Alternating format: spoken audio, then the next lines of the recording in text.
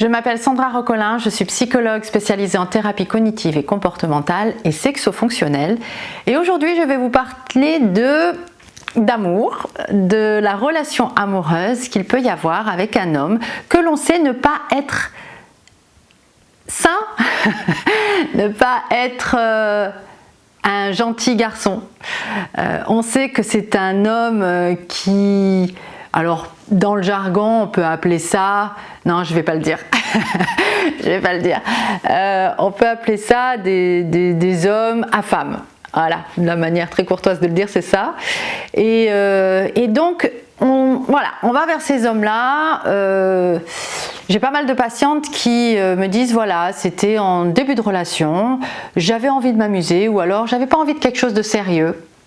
Et donc je voulais quelque chose de léger et cet homme-là est arrivé dans ma vie avec cette même envie-là de quelque chose de léger.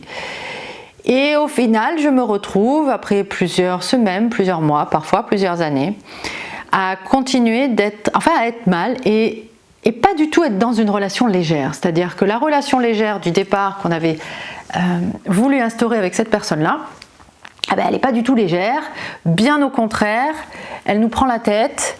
Ce sont des patientes qui réfléchissent du matin au soir au pourquoi ce comportement-là chez l'autre personne, pourquoi il a réagi comme ci, pourquoi il a dit ça, pourquoi il n'a pas fait ça, pourquoi il a fait ça. Et du coup, on se retrouve à être dans une relation extrêmement lourde qui nous empêche de fonctionner de manière optimale, ça c'est certain, au niveau professionnel, au niveau personnel aussi. Donc on se retrouve dans une relation qui n'est pas du tout légère, dans une relation qui au contraire est assez lourde dans le sens où elle accapare notre esprit, où on ne pense qu'à la relation, qu'à cette personne, au pourquoi il y a dit ci, pourquoi il n'a pas dit ça, pourquoi il a fait comme ci, pourquoi il a pris cette photo, pourquoi il me l'a envoyée, pourquoi il m'a dit qu'il allait faire ça, il ne l'a pas fait.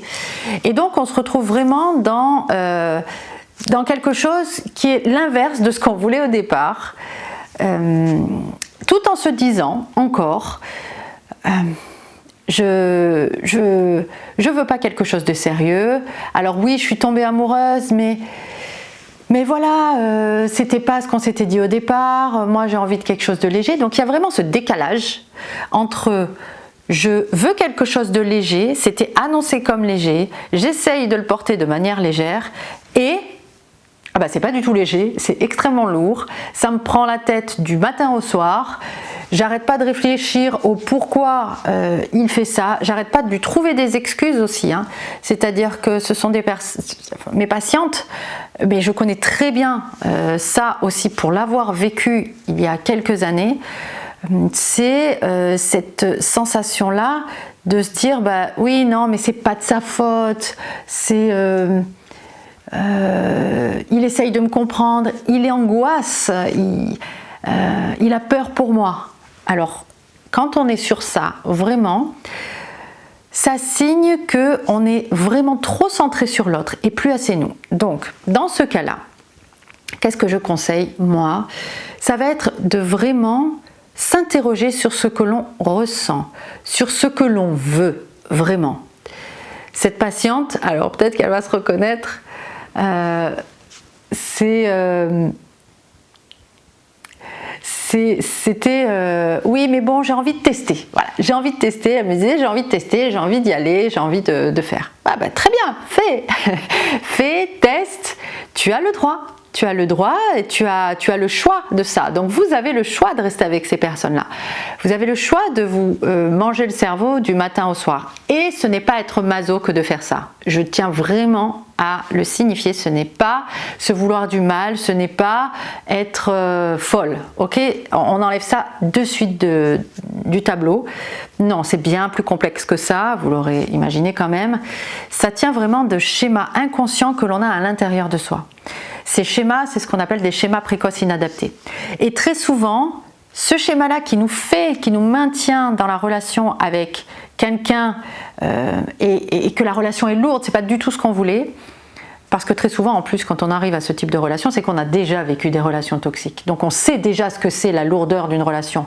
On connaît peut-être la relation que au travers du filtre d'une relation de couple, c'est fatigant, c'est épuisant et je n'en veux pas. C'est ce qui nous a conduit à aller vers des relations où on veut que ce soit léger. Et l'embêtant, c'est que le fait de vouloir que ce soit léger continue d'attirer toujours les mêmes types de personnes, tous les mêmes types d'hommes qui ne veulent pas s'engager, qui veulent profiter en fait de la relation, qui utilisent les gens pour se nourrir, utilisent les relations pour se nourrir. Donc ça, clairement, au départ, c'est pas du masochisme, c'est ce besoin, enfin c'est ce schéma d'abandon. Donc c'est ce que l'on peut assimiler aussi à la blessure de rejet et d'abandon. C'est vraiment une blessure où on a une certaine forme de dépendance affective. Et qu'est-ce que ça veut dire concrètement? Ça veut dire que on voit l'amour comme faire pour l'autre et pas comme être. C'est-à-dire que on pense, alors c'est assez inconscient, mais on pense que plus je vais en faire, plus on va m'aimer. Et c'est pas je suis, donc on m'aime. Très important ça. Plus je vais en faire, plus on va m'aimer. Donc vous comprenez très bien que à partir du moment où on est dans ce paradigme-là de plus je vais en faire, plus on va m'aimer, les relations toxiques et les manipulateurs, ben, ils se gavent. Ils se gavent parce que avec cette pensée-là, cette croyance-là, on est complètement asservi aux besoins de l'autre. Pour peu qu'il nous montre que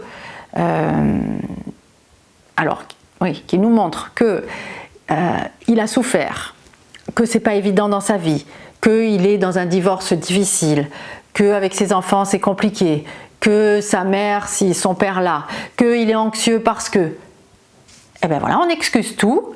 Et donc on va faire, c'est le syndrome de la sauveuse hein, du coup, on va faire, et le fait de faire continue d'alimenter le fait de plus je vais en faire pour lui, plus il va aller mieux, plus il va m'aimer. Et c'est un puissant fond. C'est un puissant fond. Ça ne marche pas. Mais vous avez le droit d'essayer quand même. Ok? Donc là, c'est vraiment, je voulais vraiment faire cette vidéo pour vous expliquer que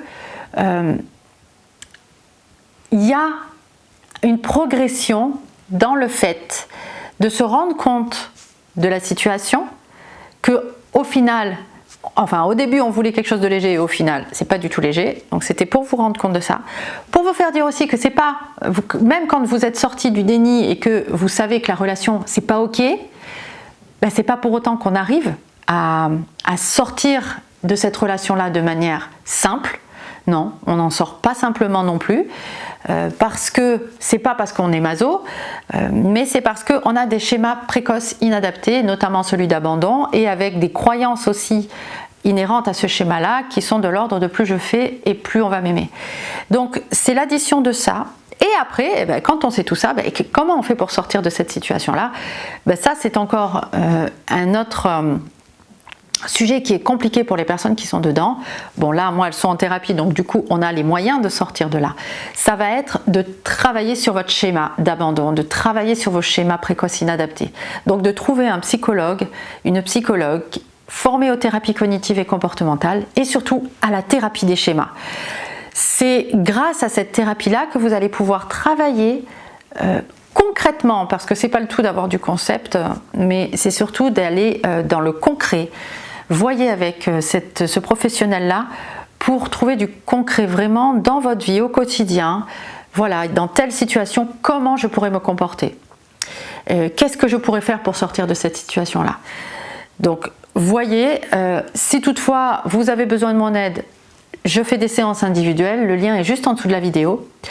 Et donc, ça va être de travailler sur ces schémas-là. Et j'ai envie de vous laisser avec une clé majeure, une question que vous pouvez vous poser, qui est: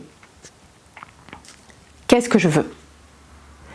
Qu'est-ce que je veux vraiment vivre dans ma vie amoureuse? Est-ce que je veux continuer de vivre dans une relation où je teste?